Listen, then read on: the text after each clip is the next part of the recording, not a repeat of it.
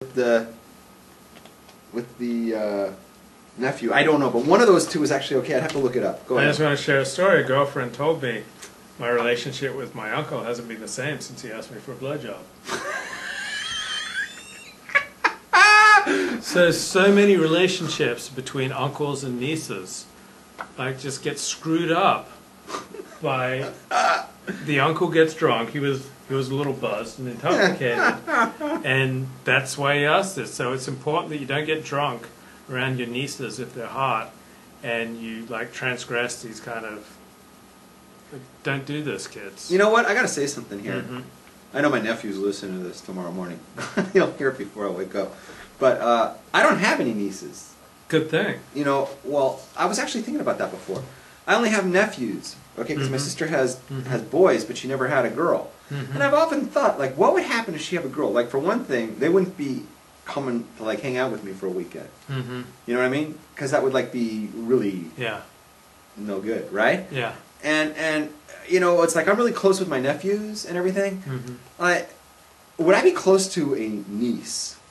You know what I'm saying? Well, you shouldn't be really close. Yeah, because isn't there like a chance that the lines could get crossed? Yeah, particularly if you've been drinking or well, I don't drink. You've just done a Torah talk and it's like, oh yeah, I'm king of the world, I'm king of Torah. Yeah. Like often you can get like that's how I always think after a show. Yeah, that's like, exactly how like you stride up and down the apartment and go, I am the king of Torah. I am the king of the Jews. How would you say that in Hebrew? You're a Meshugana, that's how you say it. That's how you say that. Because I was thinking, like, before Passover... I mean Melech Yisrael. I was thinking before Passover, I would, like, get tied up to a van, I put on a cross, and, like, put on a van, and driven around the community with, like, King of the Jews on top. It's been done, you know, Lubavitch has bands. It's been done.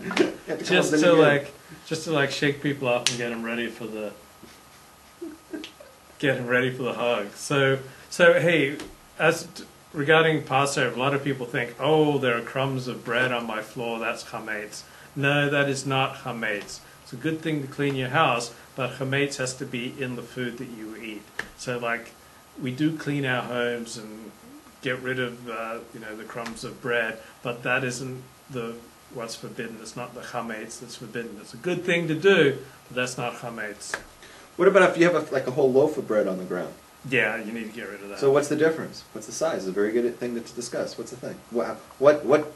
What distinguishes between bread on the ground and crumbs on the ground? 2.7. 2.7 what?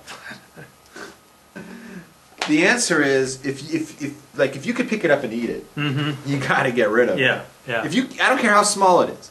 If you could pick it up and you could eat it, you could nosh, like you're sitting on the floor watching TV, right? And you just like pick food off the floor. You know, like who doesn't do that, Levy, right? You sit on the floor. You find, you know. Yeah, it's like, oh, there's lunch. I don't have to make lunch. In fact, that's what I caught Rab's doing when I came over here this afternoon. He was like sitting on the floor picking up food. And it's like, oh, he's found lunch.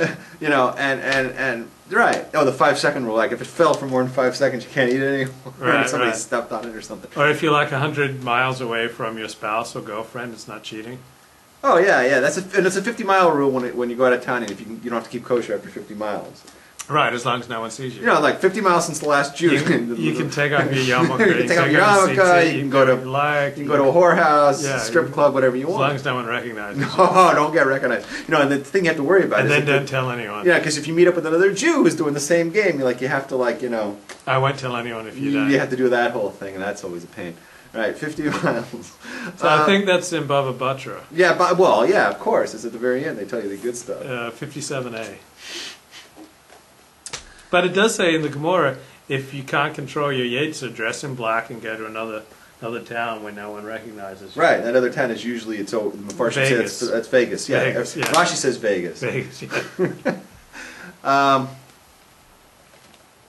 Okay, so there's that. No, keep going back to your thing. I don't even know what the fuck we were talking about. So just go back. I covered it. Hey, if you're curious about my thoughts on this week's Pasha, just go to my blog and. No, let's keep going with the show, man. We're on a roll. Yeah. There are more things you want to talk about? Yeah, go back to the thing. Go back to your web thing. Okay, isn't there anything else from there? So we're on a roll tonight, man. It's good stuff. So there's a Chicago school that bans lunches brought What from does that mean home. with this week's parsha? The overbearing female principal says homemade lunches are not healthy enough. No male principal would do this. Like only like overbearing woman would do this, or possibly an Al Gore type. So Michelle Obama. Principal Elsa Carmona. Doesn't that just sound like the type of principal who would do this? I thought you were going to do some like weird, like she was moaning. She comes moaning. Chas v'shalom. Said her intention is to protect students from their own unhealthful food choices. Nanny state. It's a nanny state. So human relationships run on bids. We make bids for others' attention. If they ignore us, we very quickly get the message and stop bidding for their attention. A bid may be a look, an email, a phone call, a Facebook posting, a smile. If you don't pick up on other people's bids for your attention, you're going to be alone. So it's fine to reject the bids of people you don't want in your life, but don't be careless with the bids of those who are important to you. It's better to say no than to ignore people. So don't just like someone sends you an email saying, hey, you got HIV? Don't just like blow them off. It's better to say you're a dick, don't bother me, than to not answer these kind of messages. Because if you just blow them off and you don't respond to that bid, they're gonna just go, okay, I'm like tuning this person out. So kids, think about that. You know what? I gotta agree with you on that. I'll tell you why. Mm-hmm. I had an experience recently where somebody that was close to me Mm-hmm. wasn't telling me what was going on, Right. and I drive myself crazy. It Yeah. drives me crazy Yeah. when someone is not, When they ignore you. when they ignore me. You're They're not being ignored, yeah. Rabs cannot deal with being ignored. Yeah. Tell me to my face I'm a dick. Yeah. Tell me to my face I'm an asshole. Yeah. You know, never. You know, you can even say I have a small penis. Mm-hmm. I'm okay with that, Yeah. right? But the one Just thing, don't ignore me. don't ignore me. You know, it's always better to just come out and say you can't stand me. Yeah. You know, tell me what I'm doing wrong. Yeah. You know, delete me from your Facebook, block me, whatever you got to do, right? Yeah. Don't ignore me. I can't stand. It's one of the things. I think I talked about that the first interview when we last summer. Yeah. Is that right? Yeah. I said the one thing I really have no tolerance for, drives me crazy when people ignore me.